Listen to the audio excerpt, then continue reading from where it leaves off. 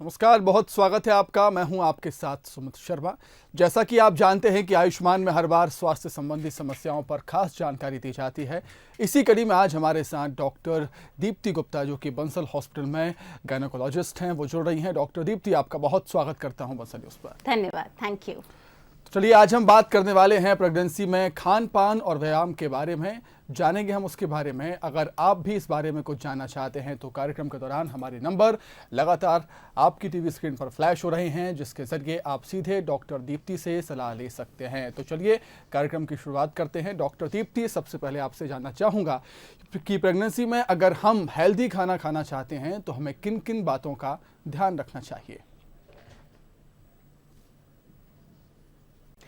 Pregnancy में आपका स्वास्थ्य और आपके बेबी का स्वास्थ्य इस बात पर निर्भर करता है कि आप क्या खाना खा रहे हैं।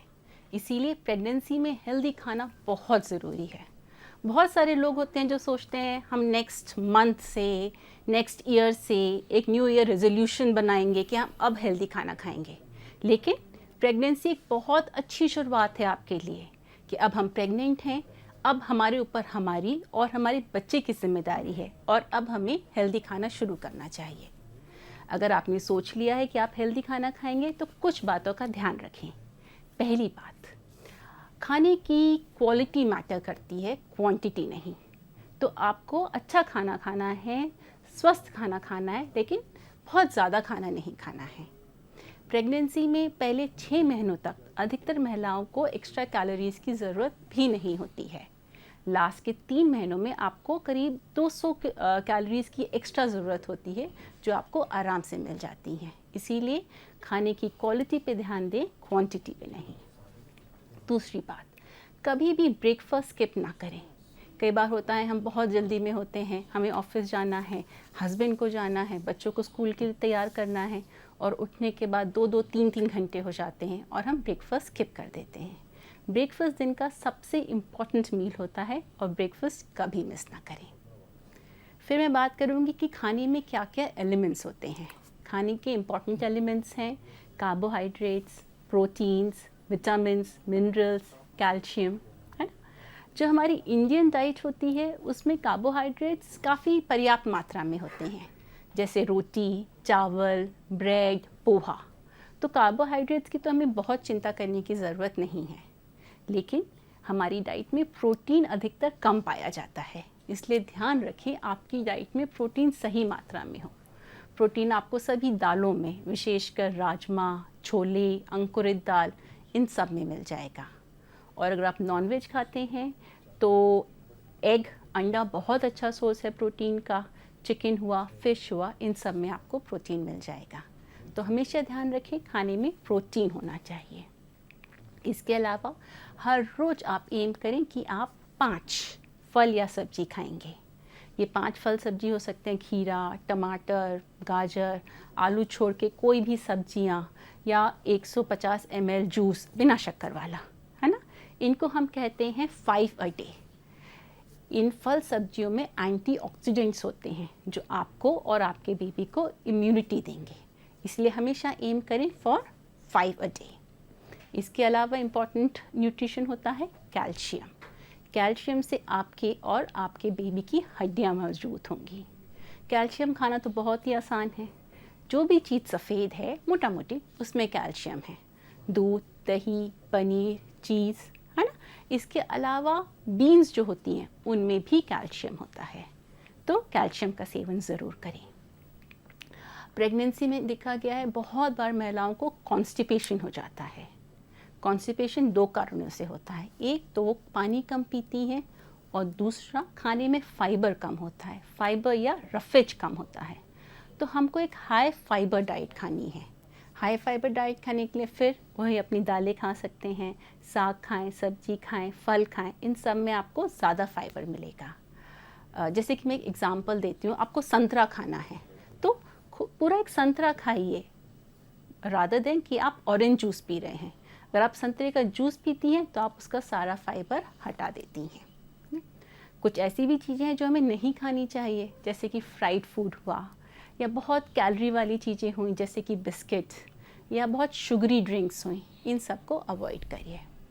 और दिन में 2 बार से ज़्यादा चाय या कॉफ़ी ना पिएं। बिल्कुल। डॉक्टर दीप्ति, मान लीजिए कोई महिला ओवरवेट है तो क्या वो प्रेगनेंसी में डाइटिंग कर सकती है? ये भी जानना चाहेंगे आपसे। आपने बहुत अच्छा सवाल पूछा। जब कोई भी महिला ओवरवेट होती है तो डाइटिंग हमेशा उसके दिमाग में कहीं ना कहीं रहता है, लेकिन प्रेगनेंसी डाइटिंग या वेट लूज़ करने का समय नहीं है। अगर आप डाइटिंग करने की कोशिश करते हैं, वज़न कम करने की कोशिश करते हैं तो बच्चे को नुकसान हो सकता है। इसीलिए प्रेगनेंसी के पहले या डिलीवरी के बाद वज़न कम करने की कोशिश करें, प्रेगनेंसी के समय नहीं। बिल्कुल। डॉक्टर दीप्ति, जो महिलाएं नॉनवेज खाती हैं क्या वो प्रेगनेंसी में फिश या चिकन खा सकती हैं? देखिए, जनरली हम फ़िश को बहुत अच्छा न्यूट्रिशन मानते हैं। फ़िश में प्रोटीन होता है, फ़िश में एंटीऑक्सीडेंट्स होते हैं। लेकिन एक प्रकार की फ़िश होती है जिसको हम ऑयली फ़िश कहते हैं, जैसे कि साल्मन हुई, जैसे कि ट्यूना हुई।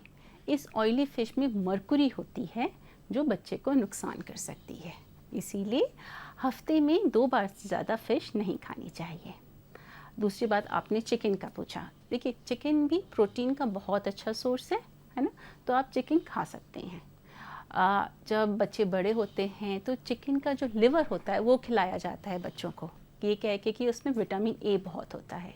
लेकिन अगर आप प्रेग्नेंट हैं तो आपको वो नहीं खाना है। बहुत हाई डोजेस में विटामिन ए बच्चे के नर्वस सिस्टम को परेशान कर सकता है, ख़राब कर सकता है। इसीलिए आप चिकन तो खा सकते हैं, लेकिन उसका जो लिवर वाला पार्ट है वो बिल्कुल ना खाएं। बिल्कुल।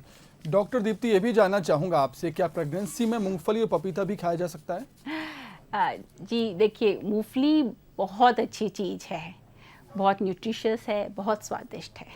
लेकिन कुछ लोग ये सोचते हैं कि मूंगफली खाने से या पीनट बटर खाने से बच्चे को पीनट एलर्जी हो सकती है।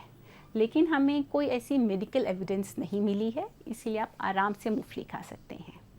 जहाँ तक पपीते की बात आई, कई लोगों का ये सोचना है कि पपीता से मोटिलिटी बढ़ती है, इंटेस्टाइन्स की मोटिलिटी बढ़ती है, बच्चेदानी के रास्ते की मोटिलिटी बढ़ती है, इसीलिए मिसकैरेज या गर्भपात हो सकता है अगर पपीता पहले 3 महीनों में खाया जाए।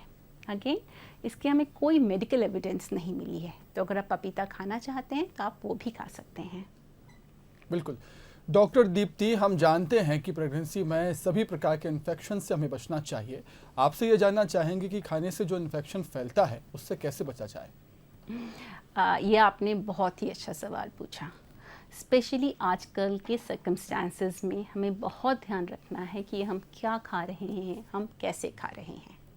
वैसे तो खाना खाने से और कंटामिनेटेड खाना खाने से बहुत सारी प्रॉब्लम्स हो सकती हैं। अगर खाने के ऊपर मक्खी बैठ गई और मच्छर बैठ गया तो लूज़ मोशंस हो सकते हैं, पेट खराब हो सकता है। लेकिन प्रेगनेंसी में ये बातें कुछ सीरियस हो सकती हैं। कंटामिनेटेड खाना खाने से कुछ ऐसी बीमारियां जैसे कि टॉक्सोप्लाज्मोसिस, साल्मोनेला, लिस्टीरिया ये हो सकती हैं जो बच्चे के लिए बहुत घातक साबित हो सकती हैं। इसलिए प्रेगनेंसी में सब्जी और फल की साफ़ सफाई का विशेष ध्यान रखना चाहिए। जब आप बाज़ार से सब्जी फल लेके आते हैं तो उनको अच्छे से धोएं। सब्जी फल धोने के बाद अपने हाथ भी साबुन से धोएं। जो आप दूध पीते हैं वो हमेशा पैस्चराइज्ड होना चाहिए। कच्चा दूध या बिना उबला हुआ दूध बिल्कुल भी ना पिएं। इसके अलावा जो महिलाएं नॉनवेज खाती हैं उनको ये ध्यान रखना चाहिए कि वो नॉनवेज फूड बिल्कुल अंदर तक पका हुआ हो।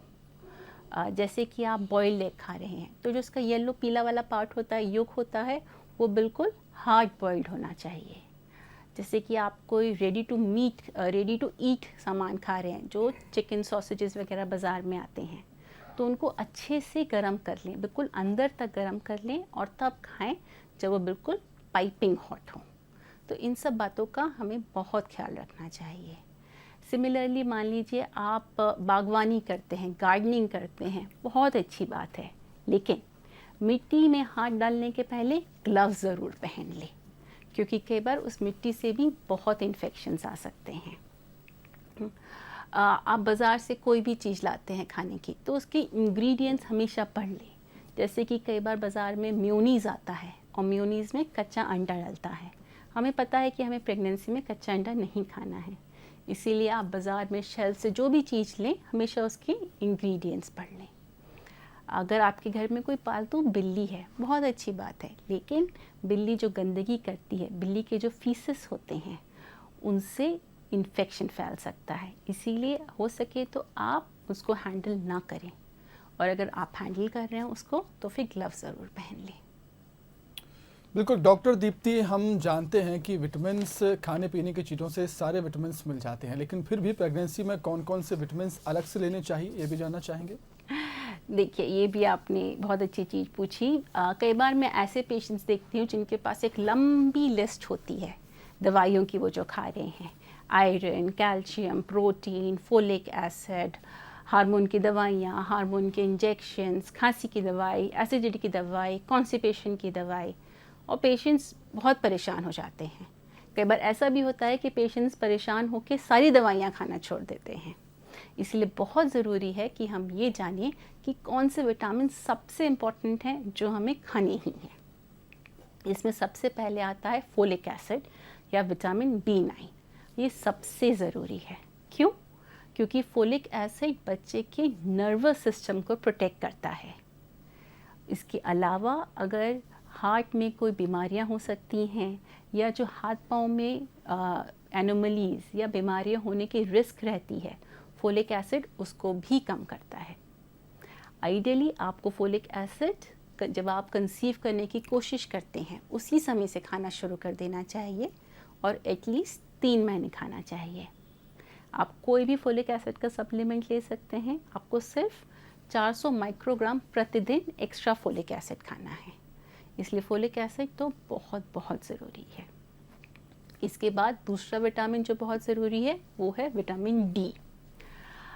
विटामिन डी कहाँ पाया जाता है? विटामिन डी पाया जाता है सूरज की रोशनी में, जो अंडा का येलो पार्ट होता है योक, एग योक में, और डेयरी प्रोडक्ट्स में जो फुल फैट वाले होते हैं, जिनमें पूरी मलाई होती है।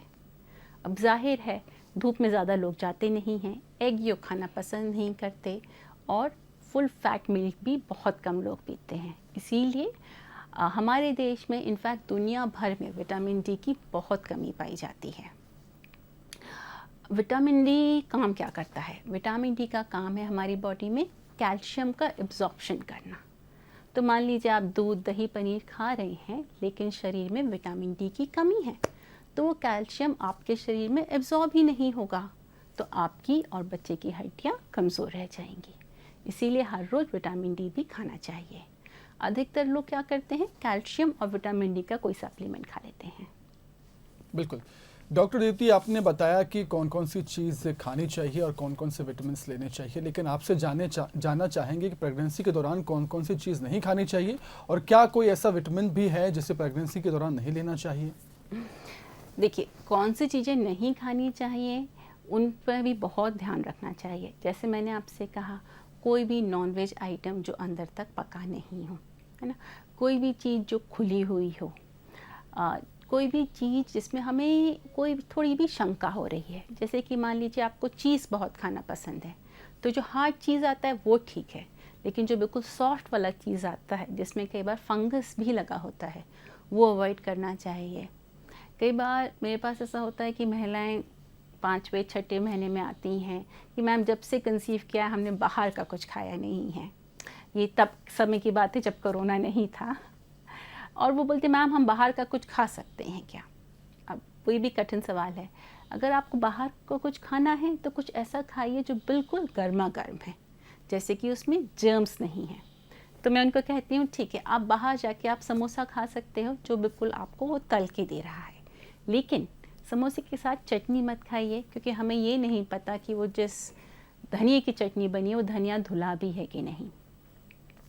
वैसे ही कुछ भी ऐसी चीज़ मत खाइए जिसमें बाहर का दही डला हुआ हो, क्योंकि वो दही जिस दूध से बना है वो दूध पैस्चराइज्ड है कि नहीं ये हमें नहीं पता। इसीलिए बाहर का खाना बहुत ध्यान से खाना चाहिए, और घर में आप ऑलमोस्ट कुछ भी घर में बना के आप खा सकते हैं।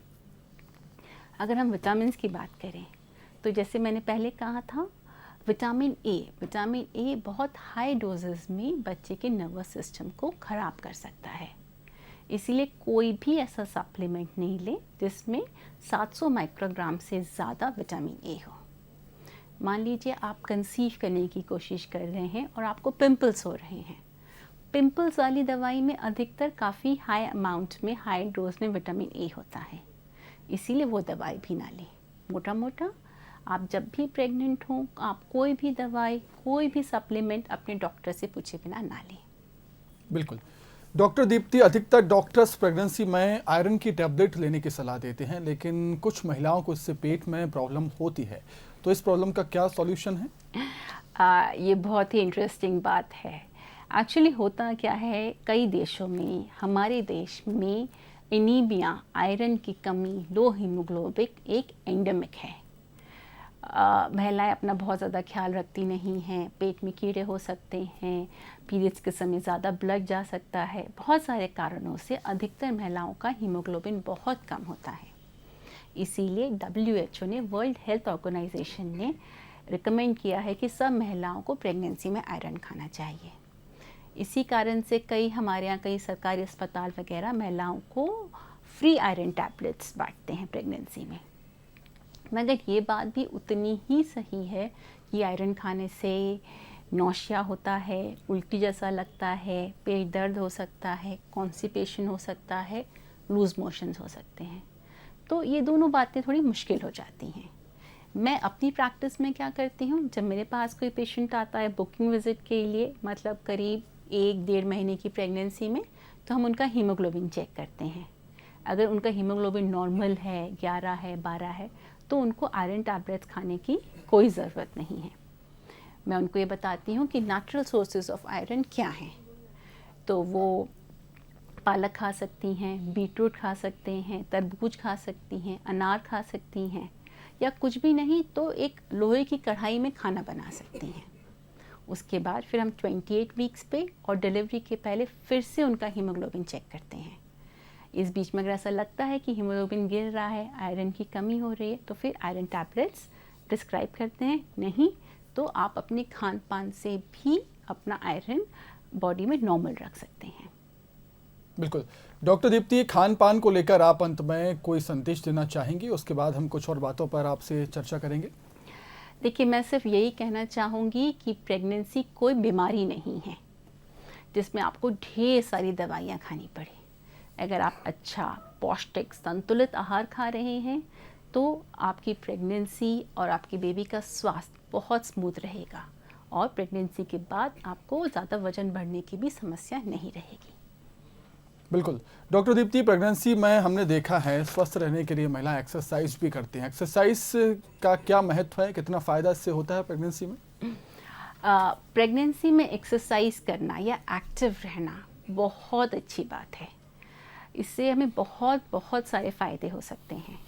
जैसे कि आप प्रेगनेंसी में थोड़ा एक्स्ट्रा वेट गेन करेंगे। हर प्रेगनेंसी में करीब 10 से 12 किलो का वेट गेन होता है।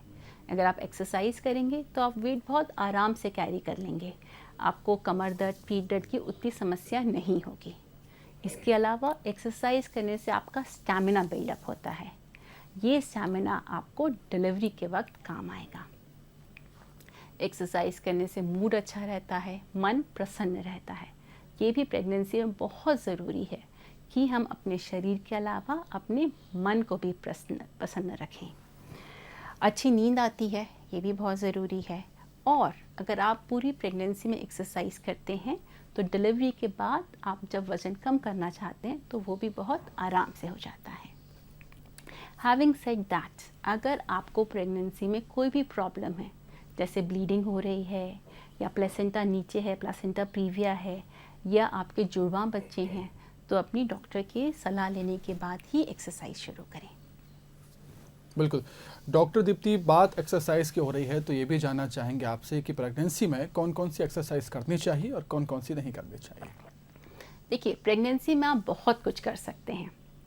प्रेगनेंसी में आप तेज तेज चल सकते हैं, ब्रिस्क वॉकिंग कर सकते हैं, स्विमिंग कर सकते हैं, प्रेगनेंसी योगा कर सकते हैं।